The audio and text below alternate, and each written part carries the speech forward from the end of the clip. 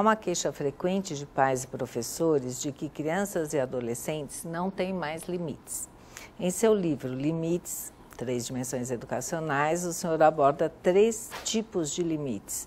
Poderia falar um pouco sobre cada um deles? Pouco, né? Então, na verdade, limite, eu falo de 3 maneiras diferentes. 2 complementares e uma outra um pouco estrangeira, as 2 primeiras. Limite enquanto fronteira não ser superado, que em geral é o sentido habitual da palavra limite quando se fala em moral, né? Ultrapassou os limites, ou seja, passou uma fronteira que não deveria ter sido ultrapassada. Sentido 1. Sentido 2 é justamente ultrapassar essa fronteira, né? Quando se diz, por exemplo, que um esportista, né, superou seus limites. É um outro sentido. Agora, o bom é superar e o ruim é ficar, e, no primeiro sentido, o ruim é passar e o bom ficar. E o que eu desenvolvo, mas não dá para explicar aqui, é que esses 2 sentidos caminham juntos.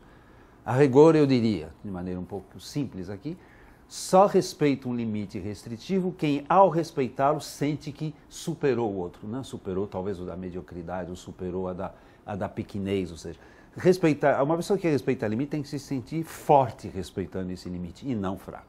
Né? E muita gente se sente fraca, respeito esse limite, então sou tonto, alguém manda em mim, né? E a pessoa se vê pequena. E o terceiro é o sentido de limite estrangeiro, bastante estranho, é o que é o limite, a fronteira da intimidade. Ou seja, nós somos uma sociedade muito invasiva, notadamente a escola, aliás, né? Tem um autor, infelizmente por ingratidão, não lembro o nome dele, mas que diz que no método tradicional, o aluno era invisível e o método era visível. Não queria saber quem é o aluno, mas o método está muito claro, como, quando. E agora é o contrário. Não, o método está invisível, ninguém sabe muito bem o que se quer, quando se vai ser a próxima aula. Em compensação, o aluno é totalmente visível, a gente sabe tudo dele, raio-x, a história da família, se os pais separaram ou não, e por quê, né? Ou seja, uma série de...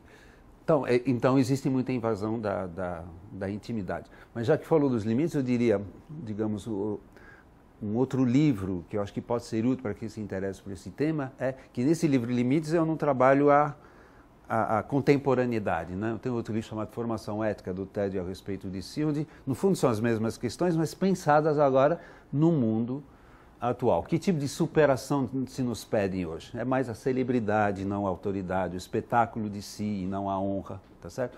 Né?